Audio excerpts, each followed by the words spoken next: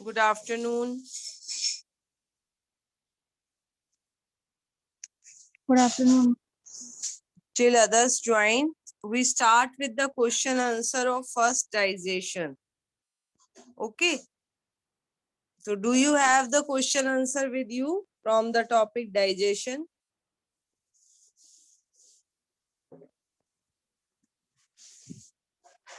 S चांद book में से देखो, अगर है आपके पास क्वेश्चन आंसर तो रीड करो.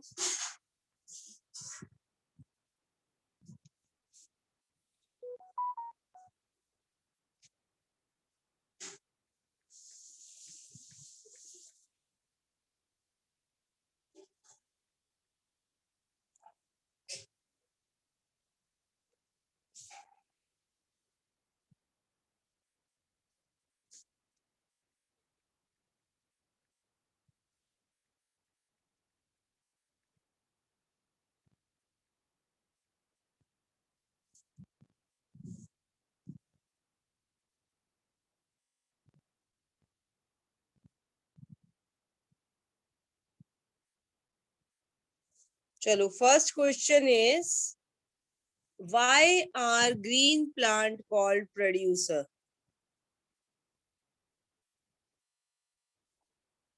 What will be the answer?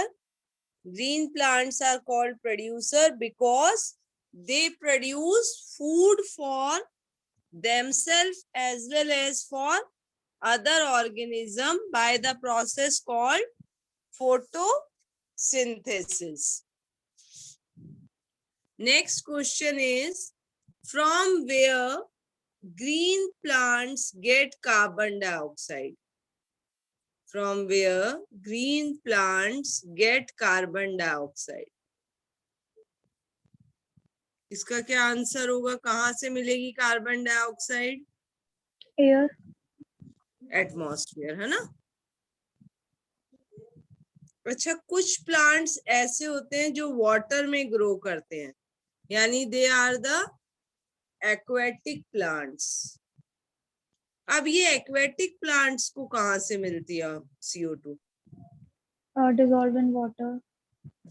Yes, जैसे एक्वेटिक एनिमल को O2 मिल जाती है डिजोल्व्ड इन वाटर से, ऐसे एक्वेटिक प्लांट्स को CO2 मिलती है dissolved in water. Clear? Now next is, name different types of heterotrophic nutrition. 3 types of heterotrophic nutrition. One is parasitic, other is Holozoic. saprophytic, and third, which is in ourself, that is Holozoic. holozoic.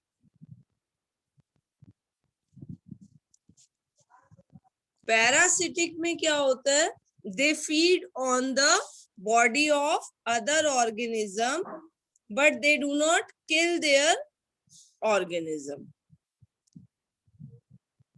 Now if it come, name 2 parasitic plants. ये note कर लो, name 2 parasitic plant. एक तो आप सबको पता है, जो अमर bell थी, Cuscuta. Second is viscum, VISCUM, viscum. तो कई बार it's come, name 2 parasitic plant. तो अब one is Cuscuta and other is viscum. Now the question is, what type of nutrition is shown by amoeba? Amoeba में कौन सी type of nutrition होता है? जो amoeba में भी इट्स होलोजोइक, क्योंकि वो भी फूड को इंजेशन करता है, डाइजेशन करता है और एब्जॉर्प्शन भी करता है. लेकिन हाँ, इसकी डाइट के अंदर क्या इंक्लूड होता है? इसकी डाइट के अंदर इंक्लूड होता है माइक्रोस्कोपिक एनिमल्स. ठीक है, अदरवाइज करता ये सारे प्रोसेस है. कौन कौन से प्रोसेस होते हैं होलोजोइक में? Ingestion. Ingestion means intake of food.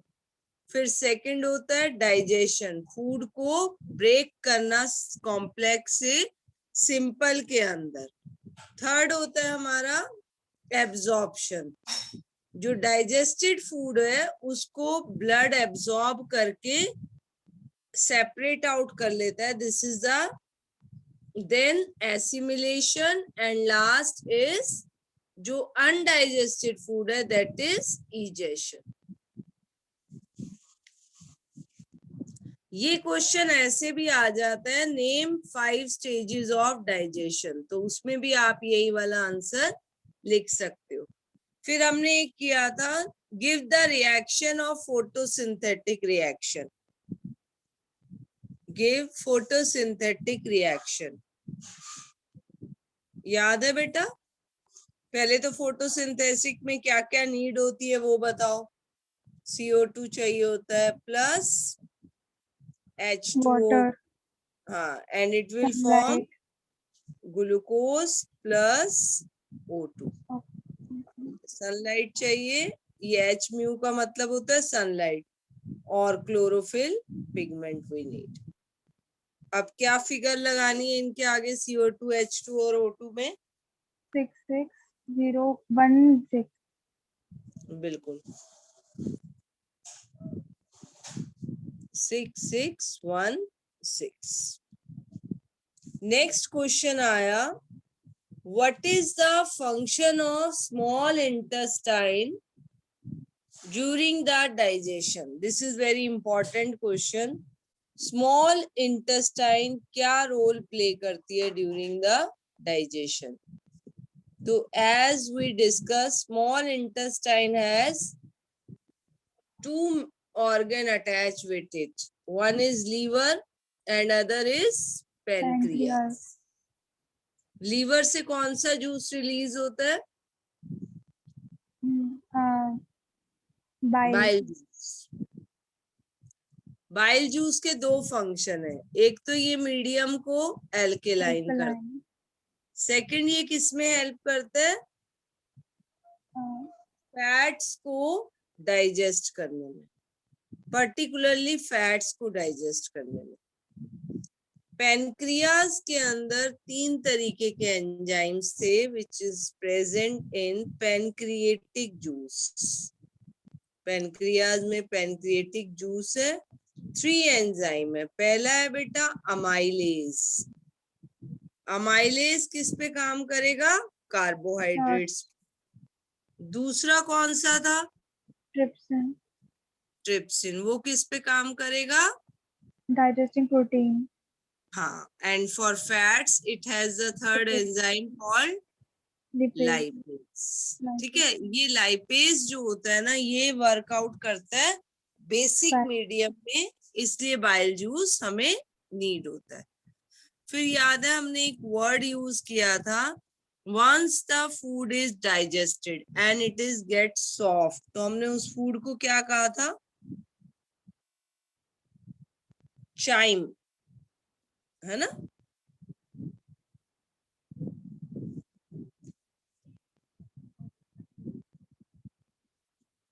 अब नेक्स्ट क्वेश्चन आया, एंजाइम्स क्या होते हैं? What are enzymes?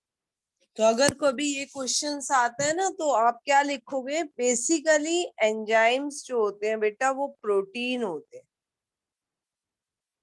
एंजाइम्स में प्रोटीन पार्ट तो होता ही है, तो एंजाइम्स का वर्कआउट क्या करना होता है? They work on our body functions and they are mainly called biocatalyst. देखो, कैटालिस्ट वर्ड का मीनिंग होता है जो रिएक्शन को फास्ट कर दे। तो एंजाइम्स इसलिए हमें अपनी बॉडी के अंदर चाहिए कि अगर एंजाइम्स होंगे तो हमारी बॉडी का फंक्शन फास्ट होने लग जाएगा। ठीक है, सेम वे हार्मोन्स हेल्प करते हैं बॉडी फंक्शन के अंदर। एक हम मेटाबॉलिज्म वर्ड यूज करते हैं या मेटाबॉलिक एक्टिविटीज वर्ड यूज करते हैं। मेटाबॉलिज्म का मतलब क्या होता है? ना इसका मेटाबॉलिज्म स्लो है, इसका मेटाबॉलिज्म अच्छा है। मेटाबॉलिज्म मतलब बॉडी की जो एक्टिविटीज है वो बैलेंस वे में हो रही हैं या नहीं हो रही हैं। मींस जैसे आपने फूड ले लिया, अब वो फूड क्या हो रहा है, प्रॉपरली डाइजेस्ट ही नहीं हो रहा, वो किसी ना किसी बॉडी ऑर्गन में कलेक्ट हो रहा है अननेसेसरी। अगर आपका मेटाबॉलिज्म प्रॉपर होगा तो फूड डाइजेस्ट भी होगा और डाइजेस्टेड फूड से एनर्जी भी रिलीज होगी और अनडाइजेस्टेड फूड इजेक्ट आउट हो जाएगा। क्लियर? अब one question is like that, sun energy जो होती है, सोलर एनर्जी या sun energy, how it is utilised by the green plants? How is the sun energy utilised by the green plants? तो आपको पता है to ग्रीन make food, क्या करते हैं बेटा? to make food by process of हाँ, वो photosynthesis. तो ठीक है।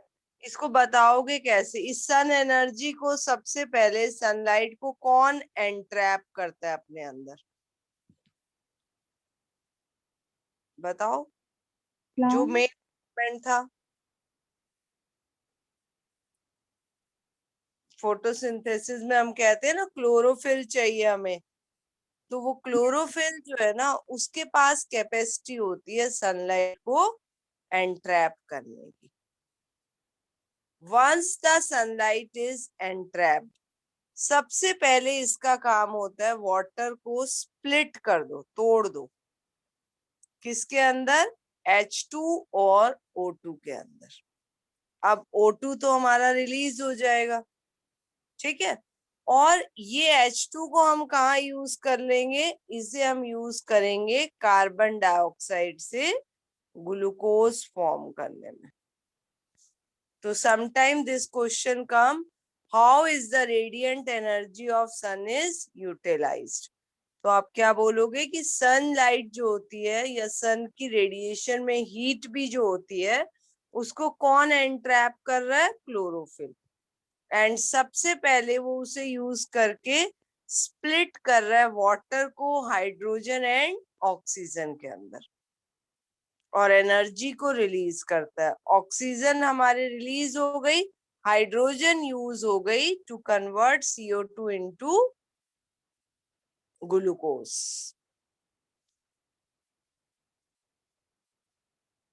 एक वर्ड आएगा, डिफाइन मैक्रोफेजेस।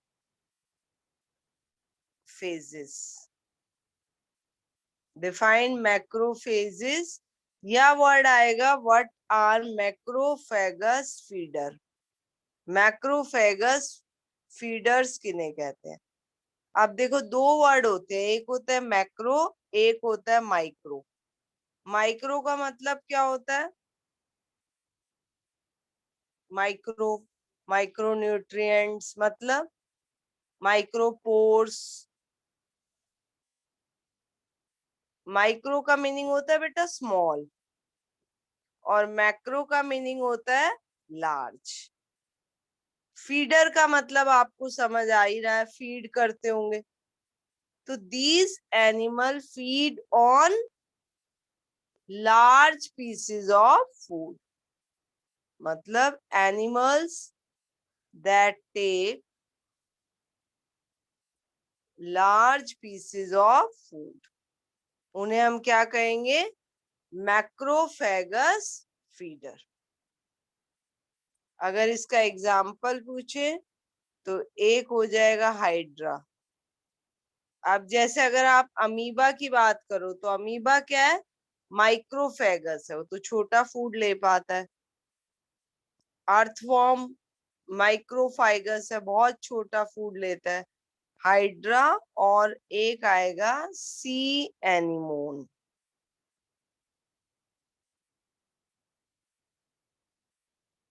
सेप्रोफाइट्स आपने पढ़ा था, जो डेड ऑर्गेनिज्म डिकेइंग फूड के ऊपर ग्रो करते हैं।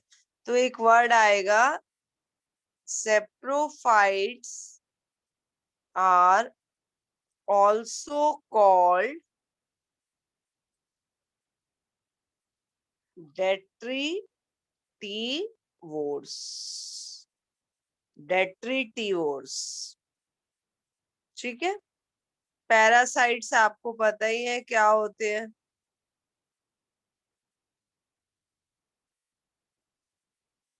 उसके बाद एक वर्ड आएगा, गिव एग्जाम्पल ऑफ सेप्रोफाइट्स, इनके एग्जाम्पल दो। तो आपको मैंने बताया था ब्रेड के ऊपर यीस्ट जो ग्रो करती है, फंगस, वो क्या होती है, सेप्रोफाइट। और क्या दे सकते हो, म्यूकर, MUCOR, ये भी सेक्रोफाइट्स है। मशरूम्स। मशरूम भी, हाँ, डेड एंड डिके प्लांट हो गई, हाँ, वो भी सेप्रोफिटिक है।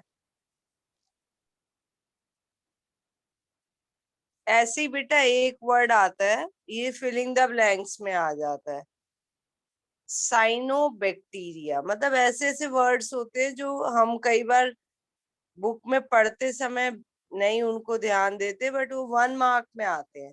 What is cyanobacteria?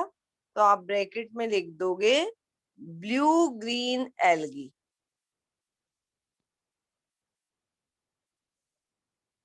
They are prokaryotes, एक यूकैरियोट होता है और एक प्रोकैरियोट्स होता है। And they are photoautotrophs. Photoautotrophs का मतलब यही हुआ, they make their food by own. तो साइनोबैक्टीरिया हम किसको कह रहे हैं, ब्लू ग्रीन एल्गी को कह रहे हैं। फिर हमने पढ़ा था पैरासाइट्स भी 2 तरीके के थे, उस दिन पढ़ा था ना, एंडोपैरासाइट्स और एक्टोपैरासाइट्स।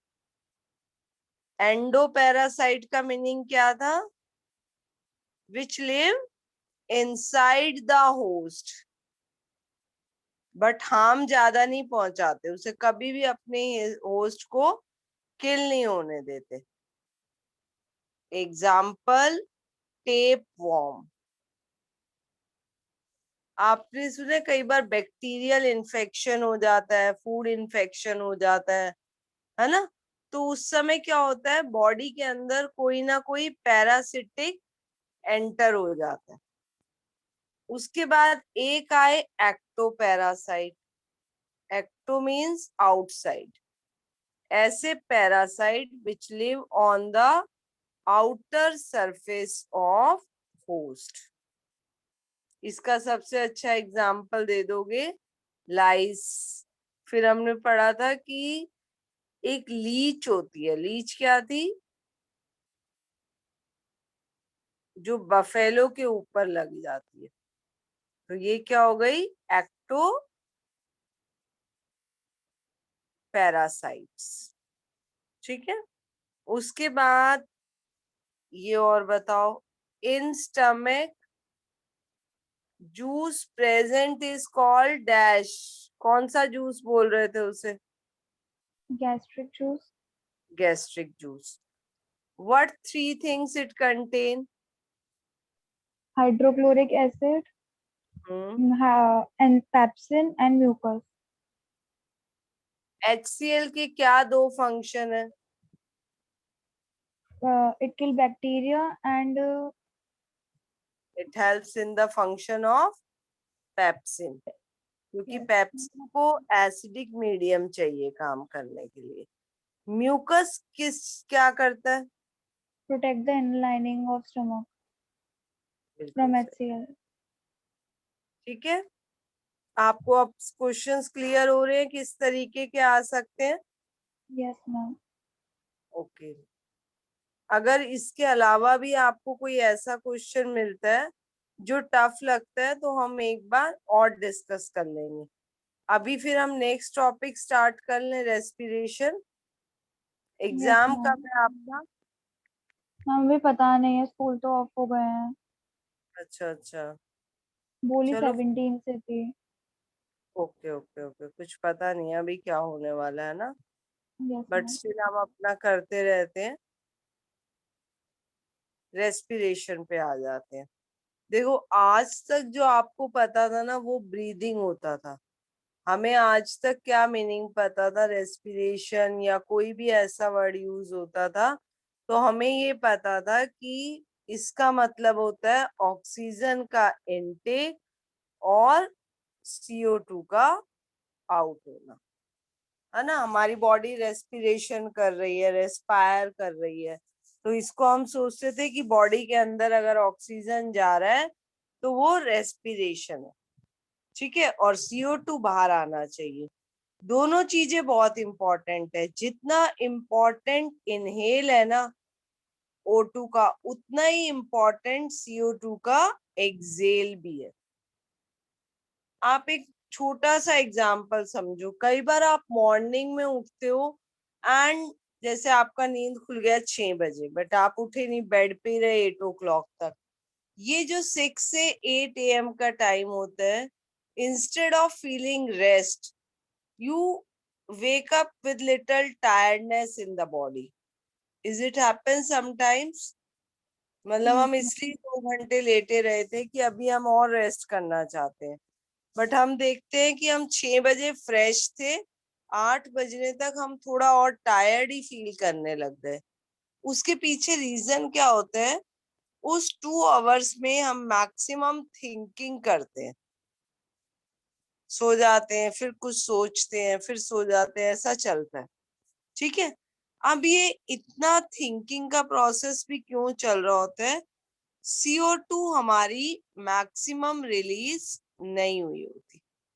जो हम बोलते हैं ना मॉर्निंग वॉक इज इम्पोर्टेंट, तो वॉक में हम दोनों प्रोसेस कर रहे होते हैं। अगर हम O2 इनहेल कर रहे होते हैं ग्रीन प्लांट से, तो पैरेलल में हम CO2 रिलीज कर रहे हैं। अब हम रूम के अंदर ही रहे तो हमारी ये CO2 लो रिलीज हुई, उससे क्या हुआ? We feel little bit tired, ठीक है। आप ऐसी कभी इवनिंग में बहुत अर्ली सो जाओ and you wake up late in the morning, तो आप सोचते हो इतने आवर्स देख के भी आई एम फीलिंग टायर्ड, क्योंकि आपकी उतनी CO2 रिलीज नहीं हो पाई। अब इसका मतलब रेस्पिरेशन साइंस वाले बच्चे के लिए कुछ डिफरेंट है। रेस्पिरेशन उसके लिए क्या है? O2 को इनहेल करो एंड वहां तक है breathing, then use that O2 to convert food into simple form with the release of energy। मतलब हमने O2 को लिया और उस O2 को यूज करके फूड को ब्रेक किया सिंपल कंपाउंड्स के अंदर, सिंपल सब्सटेंस के अंदर, और इस प्रोसेस में हमने एनर्जी को रिलीज किया। तो जो अब आपकी फोटोसिंथेसिस की इक्वेशन थी, वो अब रेस्पिरेशन की हो जाएगी। अब आपने फूड लिया यानी ग्लूकोज लिया C6H12O6, प्लस आपने ऑक्सीजन को इनहेल किया, तो ये किस में कन्वर्ट हुआ? CO2 और H2। लास्ट टाइम की तरह 6 लग जाएगा, प्लस इस प्रोसेस में ATP भी जनरेट होगी। सेल वाले चैप्टर में we have read that respiration take place at which cell organelle, जिसे पावर हाउस भी कहा था सेल का।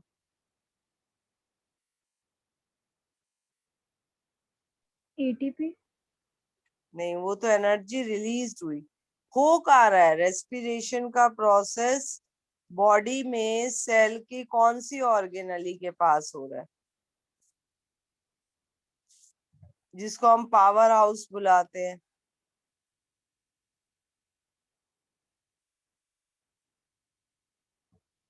ये हो रहा है बेटा माइटोकॉन्ड्रिया के अंदर। याद आया? Yes, ma'am. माइटोकॉन्ड्रिया के अंदर, ठीक है।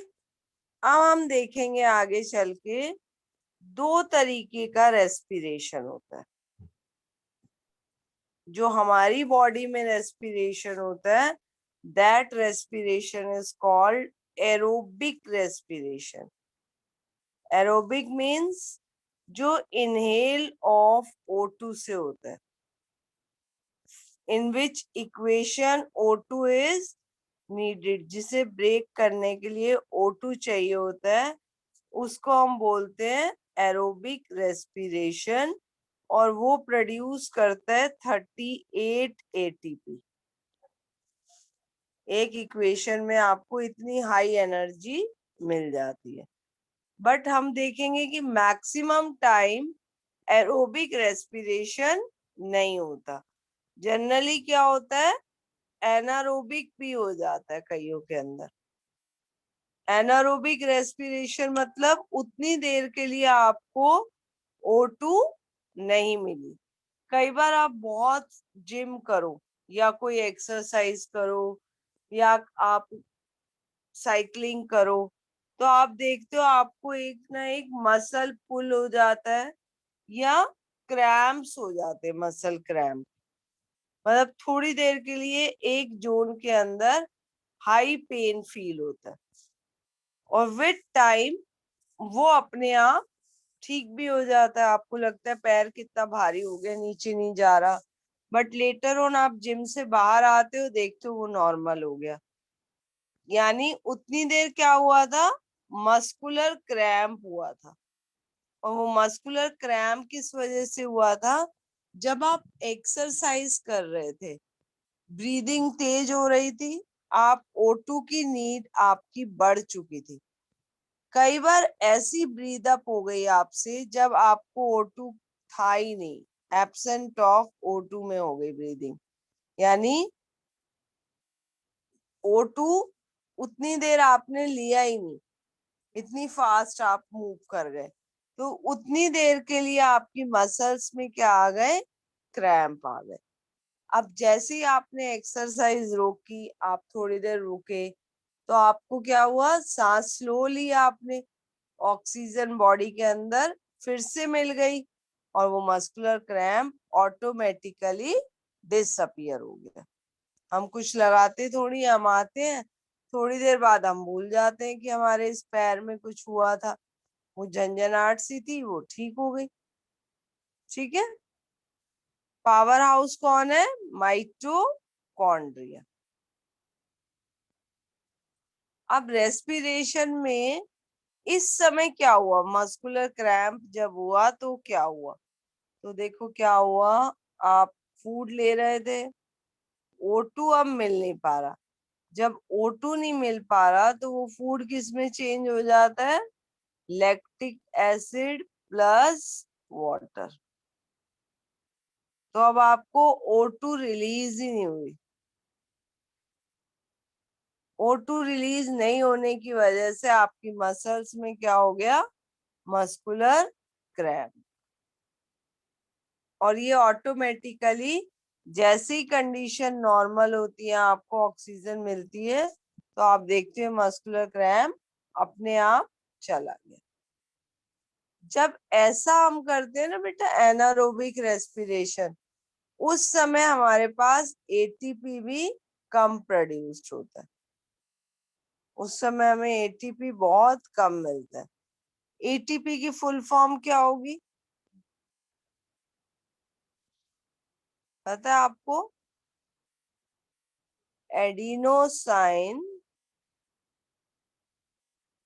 ट्राइफॉस्फेट।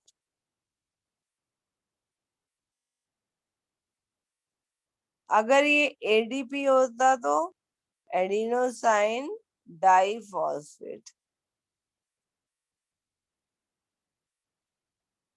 तो हमारा मेन हमें क्या चाहिए, करेंसी क्या, energy currency of cell ATP।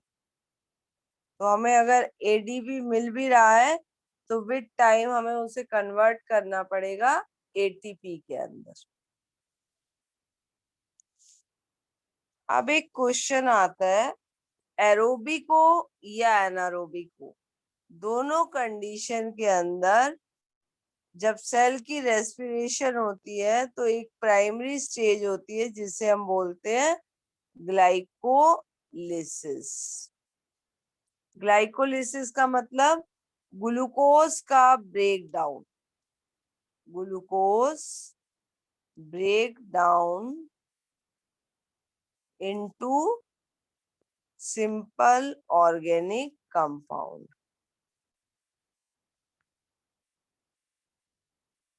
उसको हम बोलते हैं ग्लाइकोलिसिस। और ग्लाइकोलिसिस कहाँ हो जाता है? साइटोप्लाज्म के अंदर। इसके लिए माइटोकॉन्ड्रिया नहीं चाहिए, ये साइटोप्लाज्म के अंदर हो जाता है। ठीक है। अब बर्ड्स के अंदर बताओ कौन सा रेस्पिरेशन होता है, एरोबिक या एनारोबिक? बर्ड्स आपने डेली देखी हैं। एरोबिक। एरोबिक, ठीक है। ऐसी जितनी भी मैमल्स हैं, ये मंकी हैं, जो भी एनिमल्स हैं इंक्लूडिंग ह्यूमन बीइंग, हम सब के अंदर एरोबिक होता है। तो ये एनारोबिक किसके अंदर होता होगा? किन दो ऑर्गेनिज्म में एनारोबिक लगता होता होगा? Bacteria and yeast. हाँ, बैक्टीरिया एंड यीस्ट, जो कि पहले से ही रेस्पायर नहीं कर रहे थे।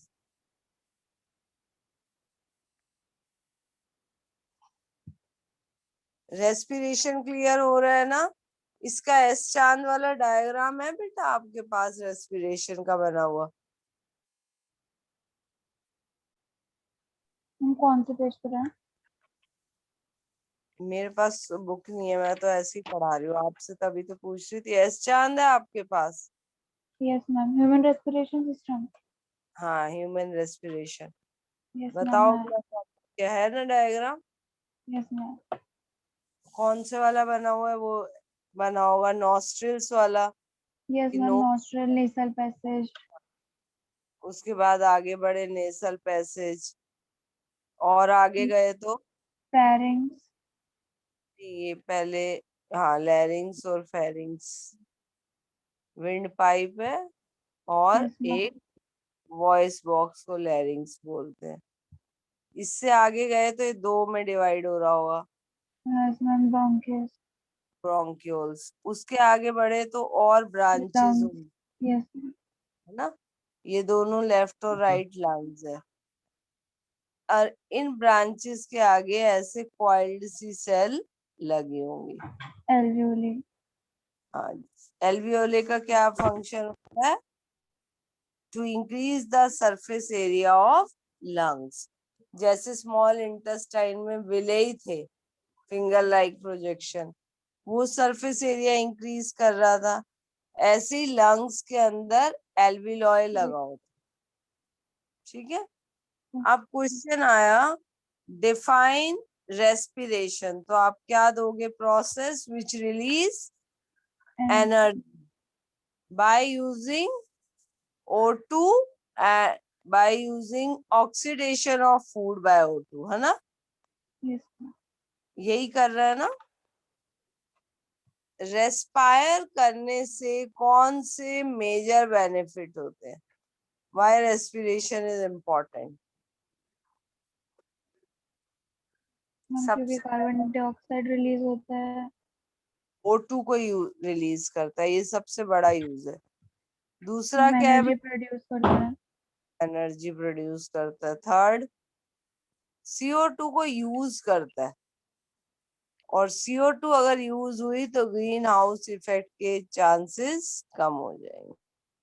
ये क्या होता है green house effect? Green house effect होता है, मान लो आपने पेट्रोल डीजल कुछ भी बर्न किया, CO2 रिलीज हुई, वो धीरे धीरे एटमॉस्फेयर के अंदर जमा होती जा रही है। CO2 क्या चाहती है कि टेम्परेचर ना कम हो, तो इसलिए यहाँ पर क्या हो जाती है? Global warming. और जितने भी आइस वाले एरिया होते हैं, ग्लेशियर्स, दे स्टार्ट मेल्टिंग।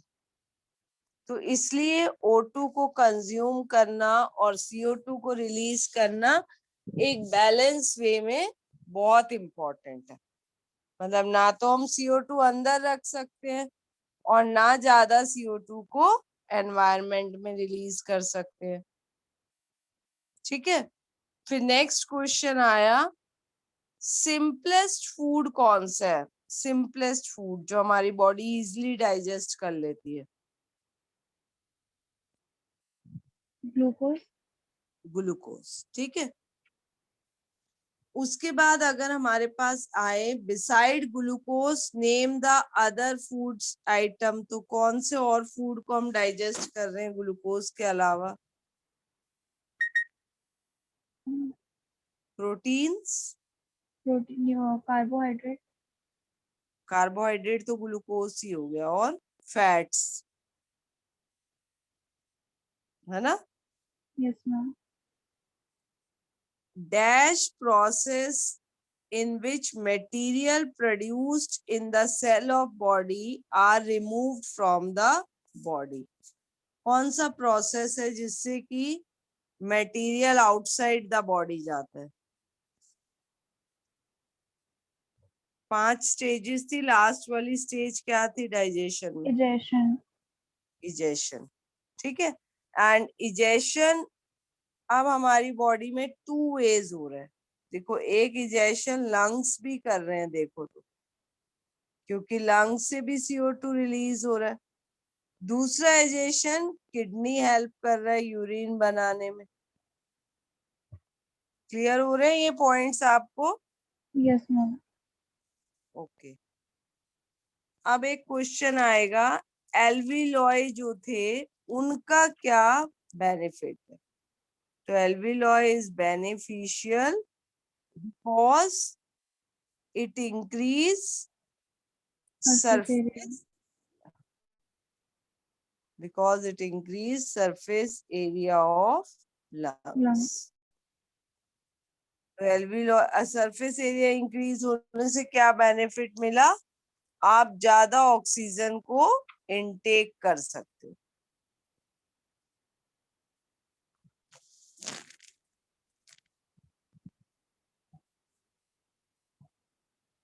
ये वाला जो डायग्राम बना हुआ है ना बेटा रेस्पिरेशन का, ये यस मैम। इम्पोर्टेंट है। आप एक काम कर सकते हो, 10th में पहले भी बच्चों ने यही किया था। एक सिंपल सी कॉपी नोटबुक ले लेंगे और उसमें ना सिर्फ डायग्राम्स बायो के बना लेंगे, ओके क्योंकि मैम। अभी तो ज्यादा डायग्राम नहीं आए हैं बायो में। तो आप थोड़ा थोड़ा प्रैक्टिस करोगे तो वो एक आपकी नोटबुक बोर्ड के लिए तैयार हो जाएगी बायो की। उसके अंदर सिर्फ डायग्राम होंगे अलग अलग, जैसे ह्यूमन डाइजेस्टिव सिस्टम। उस दिन जैसे मैंने आपको जो वर्कशीट दी थी उसमें कुछ डायग्राम थे। एक क्वेश्चन था, draw and label properly human digestive system. हो गया यस था आपसे? मैम। एस हाँ चांद बना हुआ है और शायद हाँ मैम, एनसीईआरटी में। वेस्टर्न में है। हाँ, और बहुत सही बना हुआ है ना। Yes ma'am. तो वो आपने बना लिया था? Yes ma'am. ओके।